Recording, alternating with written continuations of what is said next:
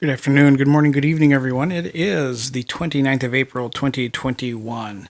I'm taking a look at Cardano's weekly chart here. We took a look at the daily.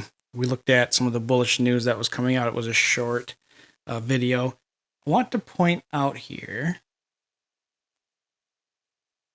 Now, technically what we've got forming here on the weekly is something good. We got some rejection here up when we got back up to 142. That happened today, or yesterday rather. We technically have a bullish engulfing candlestick on the weekly chart, and the indicators, the oscillators, really do point to a possible spike higher, despite what the rest of the market looks like. Trend lines, folks. You should use trend lines on your oscillators.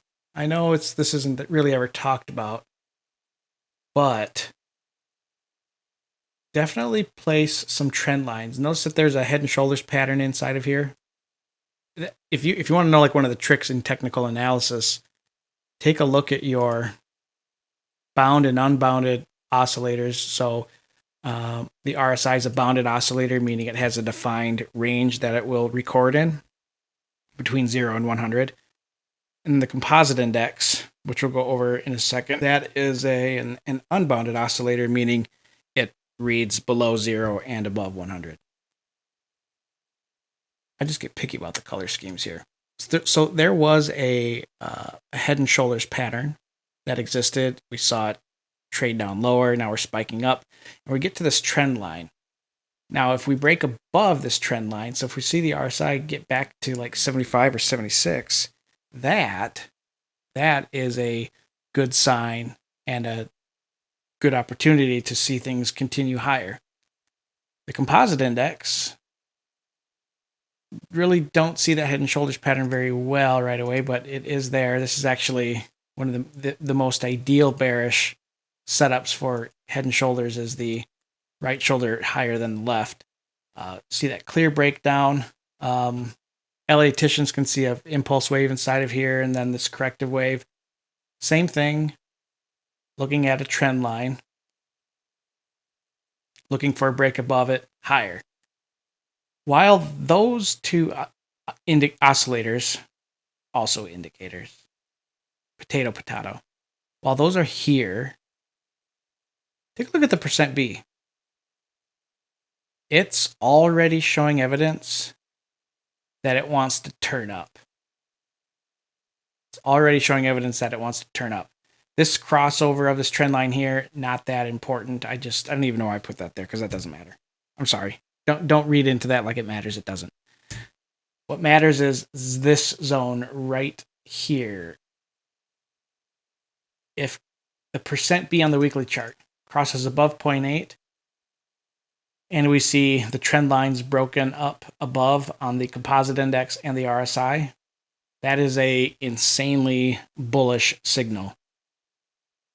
Insanely bullish signal. And that is when you should probably anticipate those big moves towards those $3 and $6 ranges that we've been talking about. I know those seem like out there, right? I know they seem out there. I would rather people think it sounds stupid today, and then in a year or so we see it happen and we go, oh gosh, that was crazy, we thought that. Or even if it just collapses and disappears, well, we can say we're crazy. Looking at the daily chart, the daily chart's kind of got me worried, though.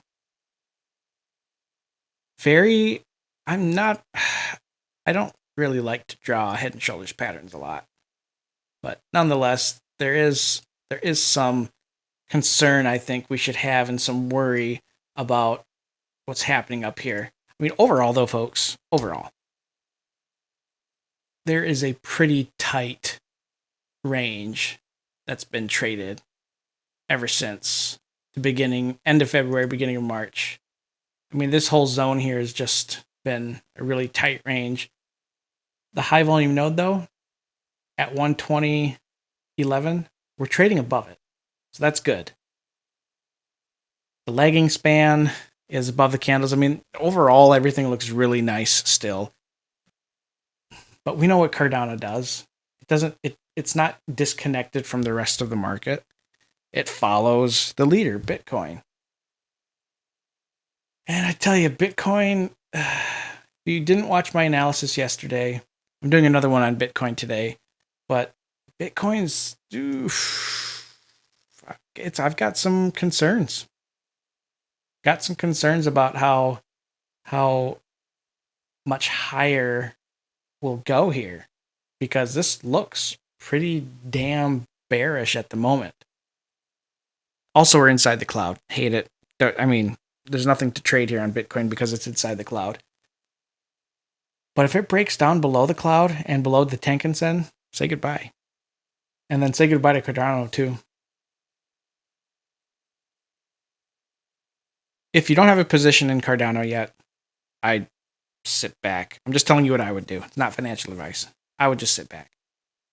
I'm not really looking to add to Cardano until it dips back down to that 84 to 94 cent range, or if we get a clear breakout above 150, and it will retrace. If it doesn't retrace, I'll be surprised, and I'll be pissed too.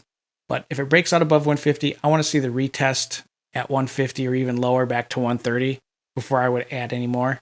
So this is just a waiting game. For me, at least, this is just a waiting game. But again, on the weekly chart, things look pretty good so far. Things look like they can continue on the weekly chart. That does it for me, folks. From all of us here at Exchange Rates UK TV, thank you for watching. Please don't forget to like and subscribe.